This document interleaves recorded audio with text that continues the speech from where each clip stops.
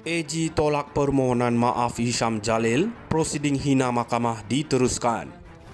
Peguam Negara AG Ahmad Teriruddin Muhammad Saleh telah menolak tawaran permohonan maaf tanpa syarat bekas ahli Majlis Tertinggi UMNO, Hisham Jalil untuk menyelesaikan kes menghina mahkamah yang dikenakan terhadapnya. Sehubungan itu, Mahkamah Jenayah menetapkan 14 Oktober ini untuk mendengar permohonan komitel pendakwaan terhadap Hisham berhubung kenyataannya yang didakwa dikaitkan dengan kes 1MDB dan SRC International bekas Perdana Menteri Najib Razak.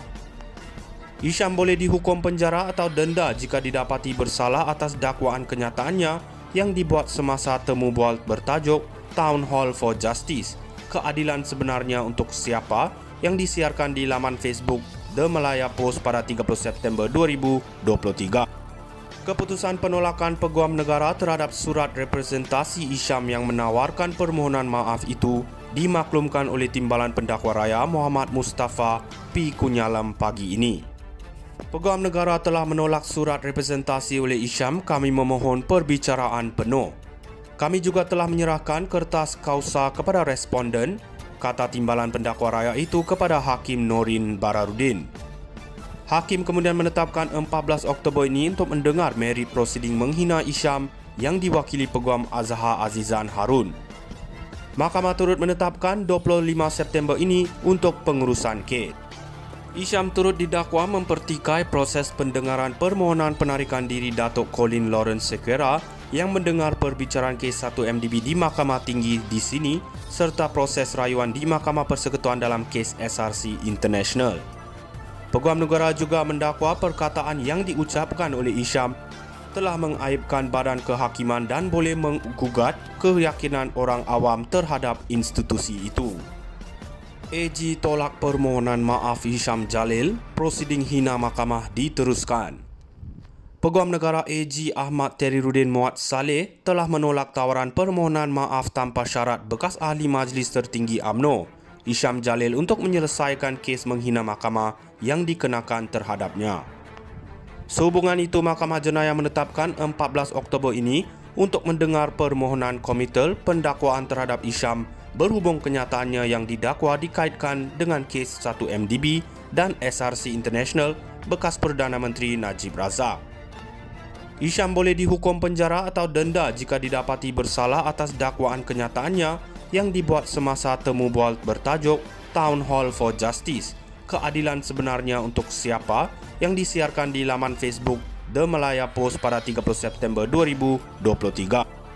Keputusan penolakan Peguam Negara terhadap surat representasi Hisham yang menawarkan permohonan maaf itu dimaklumkan oleh Timbalan Pendakwa Raya Muhammad Mustafa P. Kunyalam pagi ini. Peguam Negara telah menolak surat representasi oleh Hisham. Kami memohon perbicaraan penuh. Kami juga telah menyerahkan kertas kausa kepada responden, kata Timbalan Pendakwa Raya itu kepada Hakim Norin Bararudin. Hakim kemudian menetapkan 14 Oktober ini untuk mendengar merit prosiding menghina Hisham yang diwakili Peguam Azhar Azizan Harun. Mahkamah turut menetapkan 25 September ini untuk pengurusan kes. Hisham turut didakwa mempertikai proses pendengaran permohonan penarikan diri Datuk Colin Lawrence Sequeira yang mendengar perbicaraan kes 1MDB di Mahkamah Tinggi di sini serta proses rayuan di Mahkamah Persekutuan dalam kes SRC International. Peguam Negara juga mendakwa perkataan yang diucapkan oleh Hisham telah mengaibkan badan kehakiman dan boleh menggugat keyakinan orang awam terhadap institusi itu. AG tolak permohonan maaf Hisham Jalil, prosiding hina mahkamah diteruskan. Peguam Negara AG Ahmad Teriruddin Muhammad Saleh telah menolak tawaran permohonan maaf tanpa syarat bekas ahli Majlis Tertinggi UMNO, Hisham Jalil untuk menyelesaikan kes menghina mahkamah yang dikenakan terhadapnya. Sehubungan itu, Mahkamah Jenayah menetapkan 14 Oktober ini untuk mendengar permohonan komitel pendakwaan terhadap Hisham berhubung kenyataannya yang didakwa dikaitkan dengan kes 1MDB dan SRC International bekas Perdana Menteri Najib Razak. Hisham boleh dihukum penjara atau denda jika didapati bersalah atas dakwaan kenyataannya yang dibuat semasa temu bual bertajuk Town Hall for Justice, keadilan sebenarnya untuk siapa, yang disiarkan di laman Facebook The Malaya Post pada 30 September 2023. Keputusan penolakan Peguam Negara terhadap surat representasi Isham yang menawarkan permohonan maaf itu dimaklumkan oleh Timbalan Pendakwa Raya Muhammad Mustafa P. Kunyalam pagi ini. Peguam Negara telah menolak surat representasi oleh Isham. Kami memohon perbicaraan penuh. Kami juga telah menyerahkan kertas kausa kepada responden, kata Timbalan Pendakwa Raya itu kepada Hakim Norin Bararudin. Hakim kemudian menetapkan 14 Oktober ini untuk mendengar merit prosiding menghina Isham yang diwakili Peguam Azhar Azizan Harun. Mahkamah turut menetapkan 25 September ini untuk pengurusan kes. Isham turut didakwa mempertikai proses pendengaran permohonan penarikan diri Datuk Colin Lawrence Sequeira yang mendengar perbicaraan kes 1 MDB di Mahkamah Tinggi di sini serta proses rayuan di Mahkamah Persekutuan dalam kes SRC International.